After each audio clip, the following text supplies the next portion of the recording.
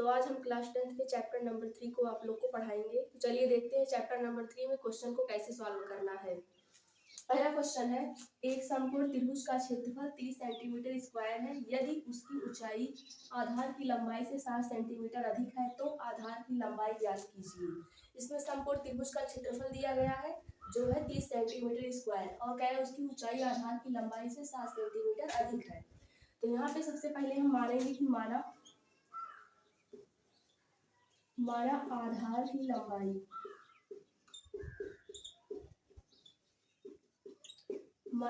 लंबाई है यक्स और ऊंचाई को मान ले रहे हैं कि क्या है वाई। तो हमने आधार की लंबाई को यक्स माना है और ऊंचाई को वाई मान लिया है।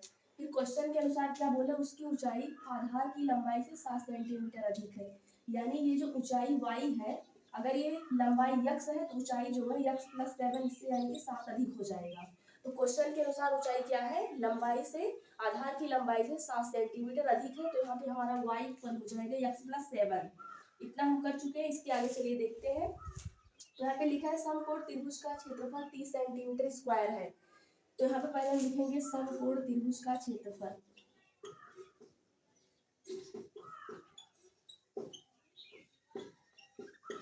समकोण त्रिभुज का जो क्षेत्रफल है वो कितना है, 30 सेंटीमीटर स्क्वायर है। अब यहाँ पे समकोण त्रिभुज का क्षेत्रफल का फार्मूला याद होना चाहिए। तो समकोण त्रिभुज का क्षेत्रफल का फार्मूला होता है 1/2 आधार गुणे ऊंचाई। यानी इस फार्मूले में हम यूज करेंगे 1/2 मल्टीप्लाई जो है आधार गुणे क्या हो जाएगा ऊंचाई। तो चलिए देखते हैं। इसके आगे फिर लिखेंगे 30 यानी 30 यानी 1/2 आधार गुणे ऊंचाई बराबर 30 है। तो यहाँ पे आधार क्या ऊंचाई क्या है, आधार की लंबाई को हमने यक्स माना और ऊंचाई को क्या मान लिया वाई। तो यहाँ पे रखेंगे 1/2 multiply x multiply y equal क्या है 30। और यहाँ देखो y इक्वल हमें क्या मिला है यक्स प्लस 7। तो इस y का वैल्यू इसमें लाके पुट करेंगे। तो यहाँ पे लिखेंगे 1/2 मल्टीप्लाई यक्स फिर मल्टीप्लाई y का वैल्यू हमारा क्या है यक्स प्लस 7 है, जिसको हमें लाके रखना है इक्वल क्या है 30 है। फिर ये जो 2 इधर डिवाइड है इधर जाके मल्टीप्लाई हो जाएगा और ये यक्स का जो है हम अंदर मल्टीप्लाई करेंगे। यानी यक्स मल्टीप्लाई यक्स हो जाएगा यक्स स्क्वायर प्लस हो जाएगा यक्स फिर 7 का मल्टीप्लाई करेंगे 7x इक्वल ये जो 2 डिवाइड है इधर जाके मल्टीप्लाई तो 32 जा हो जाएगा 60। यानी यहाँ से हमें मिल गया है x square plus 7x equal 60। अब इसको जो है इधर लेके आते हैं। तो यहाँ पे हो जाएगा एक्स स्क्वायर प्लस 7x, ये इधर है तो इधर आके माइनस हो जाएगा। इस पक्षांतर जैसे ही करेंगे तो प्लस इधर आके माइनस हो जाएगा। तो हमें यहाँ पे मिल चुका है x square plus 7x minus 60 equal 0। अब यहाँ पे अगर इस तरीके का कोई भी प्रश्न मिल जाता है तो उसे हम क्या करेंगे, गुणनखंड विधि द्वारा सॉल्व करेंगे। X square plus 7x minus 60, अब इसका हमें क्या करना है गुणनखंड करना है। तो यहाँ पे देखो 1 है आगे, इस 1 का मल्टीप्लाई अगर हम 60 में करेंगे तो आएगा हमारे पास 60 और 60 को हम ऐसे 2 डिजिट में हमें कन्वर्ट करना है, जिसका मल्टीप्लाई करने के बाद आना चाहिए 60 और प्लस माइनस करने के बाद आना चाहिए 7। तो चलिए देखते हैं। तो यहाँ पे क्या है 60 है, तो 60 होता है 12 5 जल्द हो जाएगा हमारा 60 होगा और 12 में से अगर हम 5 माइनस कर देंगे तो कितना आ जाएगा 7। यानी हमारे पास 2 डिजिट मिल चुके हैं। 12 मल्टीप्लाई 5 हो जाएगा 60 और 12 में से 5 निकलेगा तो आएगा 7। अब चलिए देखते हैं इसको हम सॉल्व करते हैं। तो सॉल्व करने का हमारा तरीका क्या है इसको देखते हैं। ये जो 7x लिखा है इसको लिखेंगे हम 12x माइनस 5x। यानी 12x में से अगर हम 5x माइनस कर देंगे तो हमारे पास क्या आ जाएगा 7x। तो यहाँ पे है x square plus 12x minus 5x फिर माइनस 60 इक्वल 0। अब यहाँ पे क्या करना है, 2 को एक साथ रखना और उसके बाद जो दोनों में उपस्थित होगा उसमें से उसको कॉमन करना है। तो चलिए देखते हैं कैसे करेंगे। यहाँ पे x स्क्वायर है प्लस 12x है, तो दोनों में क्या कॉमन है 12x और x स्क्वायर में x कॉमन है तो x को बाहर करना है। जैसे ही यहाँ से x निकलेगा यहाँ पे क्या बचेगा x फिर प्लस यहाँ से x निकल गया तो क्या बचा 12। फिर इसके आगे देखते हैं माइनस 5x माइनस 60 में क्या चीज कॉमन है। अब कॉमन करने का सरल तरीका क्या है, पहले थोड़ा सा गैप करके इसको लिख देते हैं। यानी x प्लस 12 इक्वल जो है 0 ऐसे लिख दो। अब हम सोचो कि क्या है x में कितने से मल्टीप्लाई करते हैं कि हमको माइनस 5x मिल जाए। तो अगर हम x में माइनस 5 से मल्टीप्लाई करेंगे तो हमें क्या मिलेगा माइनस 5x और माइनस प्लस माइनस हो जाएगा और 5 12 का क्या हो जाएगा 60। यानी यहाँ पे इसका गुणनखंड हो चुका है। अब क्या करना है, जो 2 बार लिखा उसको एक बार लिखेंगे और इन दोनों को हम एक ब्रैकेट में लिख देंगे। तो सबसे पहले क्या करेंगे, x माइनस 5 को ब्रैकेट में लिखेंगे, फिर इसके बाद x प्लस 12 को भी ब्रैकेट में एक बार लिखना है इक्वल 0। अब क्या करना है, दोनों x माइनस 5 को भी और x प्लस 12 को भी 0 के इक्वल करेंगे। तो चलिए देखते हैं, x माइनस 5 को 0 के इक्वल करेंगे तो x इक्वल हमें क्या मिला 5, और 5 कैसे आया है, पॉजिटिव में आया है क्योंकि ये प्लस इधर आके हो जाएगा माइनस। फिर इसके बाद अब x प्लस 12 को भी कर लेते हैं 0 के इक्वल, x प्लस 12 इक्वल क्या है 0, तो x इक्वल हो जाएगा ये प्लस इधर आके माइनस, यानी x इक्वल क्या मिला हमें -12। तो x का जो वैल्यू है जो माइनस में आया है इसको छोड़ दिया जाएगा और प्लस वाले वैल्यू को लेना है हमको, यानी x इक्वल क्या लेंगे हम 5 लेंगे। क्यों लिया जाता है, क्योंकि हमेशा लंबाई जो होता है, दूरी होता है, ये सब पॉजिटिव होते हैं। तो चलिए इसको रखते हैं। तो यहाँ पे ये x का वैल्यू हमें मिल चुका है और यहाँ पे एक हमें मिला था y इक्वल x प्लस 7। तो y इक्वल x प्लस 7 में अगर हम x का वैल्यू रख देंगे तो हमें y का वैल्यू मिल जाएगा। तो यहाँ पे रखते हैं y इक्वल x प्लस 7 में x का वैल्यू रखना है, तो y इक्वल हो जाएगा 5, यानी y इक्वल हम लिखेंगे x के स्थान पे 5 प्लस 7, तो ये मिलके हो जाएगा 12, यानी y इक्वल क्या आया 12। तो यहाँ से हमें x और y दोनों का वैल्यू मिल चुका है। अब चलिए देखते हैं x और y क्या थी हमारे पास। x को हमने क्या माना था, आधार की लंबाई, और y को हमने क्या माना था, ऊंचाई। तो क्वेश्चन में क्या बोले, आधार की लंबाई ज्ञात कीजिए। तो आधार की लंबाई क्या था, x था, जिसका वैल्यू हमने कितना निकाला है 5। तो हमारा आंसर क्या हो जाएगा, यानी आधार की लंबाई क्या आएगा, 5 सेंटीमीटर। आधार की लंबाई बराबर लिखेंगे 5 सेंटीमीटर। तो इस प्रकार से इस क्वेश्चन को हम सॉल्व कर चुके हैं। तो चलिए देखते हैं अगला नेक्स्ट क्वेश्चन हमारा क्या होगा। चलिए देखते हैं आपका अगला क्वेश्चन कैसे सॉल्व होगा। तो अगला क्वेश्चन हमने बोर्ड पे लिख दिया है, देखिए। एक त्रिभुज ABC में angle C equal 3 angle B equal 2 bracket में angle A plus angle B, और कह रहा है कि त्रिभुज के तीनों कोणों को ज्ञात कीजिए। तो त्रिभुज के तीनों कोण का योग होता है 180। उसी आधार पे हम इस क्वेश्चन को सॉल्व करेंगे। तो यहाँ पे कौन सा त्रिभुज है, ABC। तो इस त्रिभुज में 3 कोण होंगे, यानी एक हो जाएगा एंगल A, दूसरा हो जाएगा एंगल B, तीसरा हो जाएगा एंगल C। तीनों का योग जो होगा वो 180 के बराबर होगा। तो यहाँ पे लिखेंगे angle A plus angle B plus angle C equal हो जाएगा 180। इतना करने के बाद इस क्वेश्चन के अनुसार ही हमें सॉल्व करना है। तो क्वेश्चन में जो मेन पॉइंट है angle C equal angle 3B, angle equal जो है 2 ब्रैकेट में angle A plus angle B।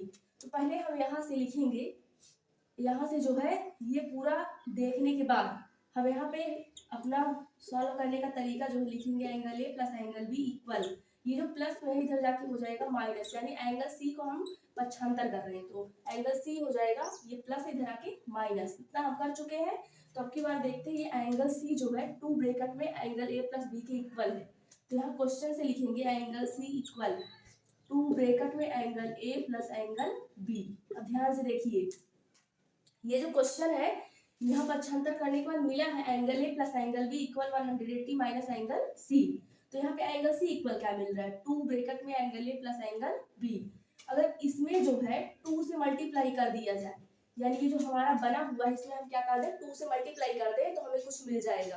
तो चलिए देखते हैं, इसमें हम 2 से मल्टीप्लाई करते हैं। तो 2 से जैसे ही मल्टीप्लाई करेंगे तो हो जाएगा 2 ब्रैकेट में angle A plus angle B equal, इधर भी 2 से मल्टीप्लाई होगा तो हो जाएगा 180 माइनस एंगल C, यानी कि 2 को बाहर लिखना है और ब्रैकेट में 180 माइनस एंगल C। अब चलिए ध्यान से देखते हैं, तो C इक्वल क्या है, 2 ब्रैकेट में angle A plus angle B, और इधर भी हमें क्या मिल गया, 2 ब्रैकेट में angle A plus angle B, यानी अब इसके स्थान पे हम क्या लिख सकते हैं, एंगल C। तो यहाँ पे लिखेंगे एंगल C इक्वल 2 ब्रैकेट में 180 माइनस एंगल C। अब इसको हमें सॉल्व करना है। तो चलिए देखते हैं कैसे सॉल्व होगा।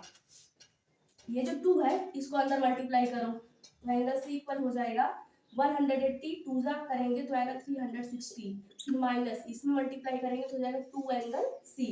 अब देखिए एंगल C जो है दोनों तरफ है तो उसको एक तरफ करना है, तो ये प्लस है इधर आके हो जाएगा माइनस, यानी एंगल C ये प्लस हो जाएगा 2 एंगल C इक्वल 360। अब यहाँ पे 2 और 1 दोनों मिलके हो जाएगा एंगल C इक्वल 360। अब यहाँ पे क्या करेंगे, सी को फाइंड करना है तो ये मल्टीप्लाई है, इधर आके डिवाइड हो जाएगा, यानी 360 डिवाइड बाई 3। इसको हम सॉल्व करेंगे तो एंगल सी इक्वल कितना मिलेगा हमको 120। यहाँ पे एंगल सी हमने फाइंड किया है, अभी हमें एंगल ए और एंगल बी भी फाइंड करना है। तो चलिए ये जो आगे लिखा है angle C equal 3 angle B, इस पे रखते हैं। तो यहाँ पे लिखेंगे angle C equal 3 angle B, यानी एंगल सी का वैल्यू क्या मिला है यहाँ पे रख दो, तो हो जाएगा 120 equal 3 angle B.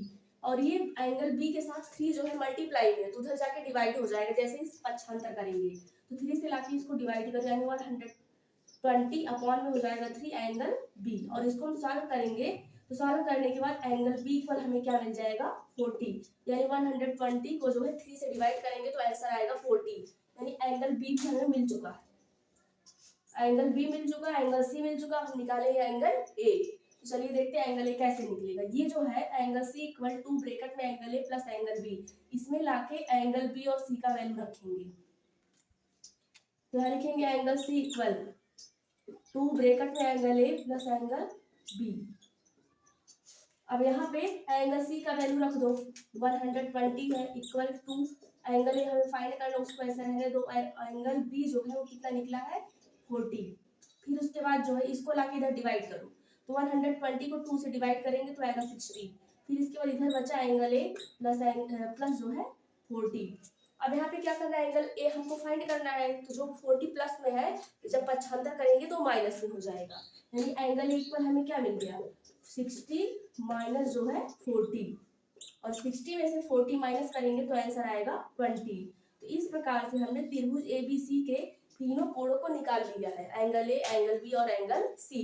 Angle C हमारा है 20, एंगल बी निकला है 40 और एंगल सी निकला है 120। तो इस प्रकार से त्रिभुज के तीनों कोणों को हमने हल कर लिया। तो चलिए देखते हैं कि इसके आगे वाला क्वेश्चन क्या होगा। आप सब इसको नोट कर लीजिए, आप लोग के लिए ये क्वेश्चन बहुत ही इंपॉर्टेंट हो सकता है, आपकी बार यूपी बोर्ड में यही छपे। तो चलिए देखते हैं इस क्वेश्चन को हम कैसे सॉल्व करेंगे। तो ये क्वेश्चन हमारा, दो पूरक कोणों में बड़ा कोण छोटे कोण से 18 अधिक है, उन्हें ज्ञात कीजिए। अब की बार दो कोण है, एक बड़ा कोण है और एक छोटा कोण है, और ये दोनों कोण जो है समपूरक कोण है। तो आप लोग को पता होना चाहिए कि समपूरक कोणों का योग होता है 180, यानी 180। तो यहाँ पे सबसे पहले हम मानेंगे कि माना बड़ा कोण x है, छोटा कोण y है। तो यहाँ पे लिखेंगे माना समपूरक बड़ा कोण, समपूरक बड़ा कोण जो हो जाएगा उसको हमने मान लिया है x डिग्री। फिर इसके बाद समपूरक छोटा कोण, समपूरक छोटा कोण है वो क्या हमने माना है y डिग्री।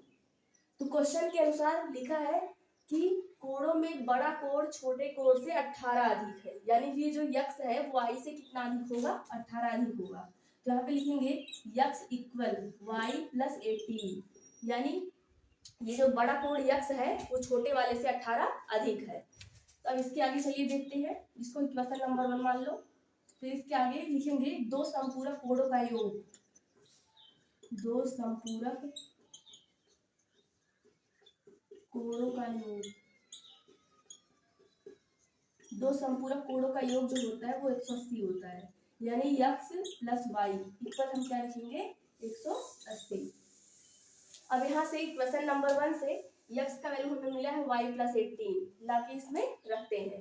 तो यहाँ पे लिखेंगे x इक्वल जो हमें लिखना है, यानी x के स्थान पे हम लिखेंगे y प्लस 18, फिर इसके बाद है y इक्वल 180। तो y मिलके हो जाएगा 2y, और इधर हो जाएगा 180, ये प्लस है तो इधर आके माइनस हो जाएगा, और इसमें से हम 180 में से 18 माइनस करेंगे तो 10 में से 8 जाएगा 2 आएगा, और 7 में से 1 जाएगा 6 आएगा, फिर ये 1 हो जाएगा, और इधर है 2y, और y इक्वल हम फाइंड करेंगे 160/2, और इसको सॉल्व कर देंगे। तो सॉल्व करने के बाद जो है y इक्वल क्या मिलेगा, 2 से 162 को डिवाइड करना है, तो 2 8 जा हो जाएगा 2 1 जा, यानी y इक्वल हमें मिल चुका है 81। और y हमारा क्या है छोटा कोण है, हमें फाइंड करना है बड़ा कोण भी। तो बड़ा कोण क्या है x है, और x इक्वल क्या है y प्लस 18। तो यहाँ समीकरण 1 में y का मान रखने पर यानी समीकरण एक में y का हम मान रखते हैं, रखने पर तो यहाँ पे x इक्वल मिलेगा हमको y प्लस 18 और हमें y का वैल्यू रखना है और y का वैल्यू कितना मिला है हमको 81। 81 प्लस 18 दोनों को हम ऐड करेंगे तो यहाँ पे हमें बड़ा कोड यानी x मिलेगा। तो 1 और 8 हो जाएगा 9 और फिर 1 8 हो जाएगा 9, यानी x इक्वल हमें क्या मिला 99। और 99 क्या है बड़ा कोड है और 81 क्या है छोटा कोड है। तो इस प्रकार से दो संपूरक कोड अगर दिए हो तो उनको इस प्रकार से हम सॉल्व करेंगे। तो आप सब इस क्वेश्चन को नोट कर लीजिए और अपने पढ़ाई में, अपने जो है यूपी बोर्ड के पढ़ाई में मन लगाकर पढ़िए और हमारे इस चैनल को देखते रहिए, लाइक सब्सक्राइब और शेयर करते रहिए। Thank you for watching.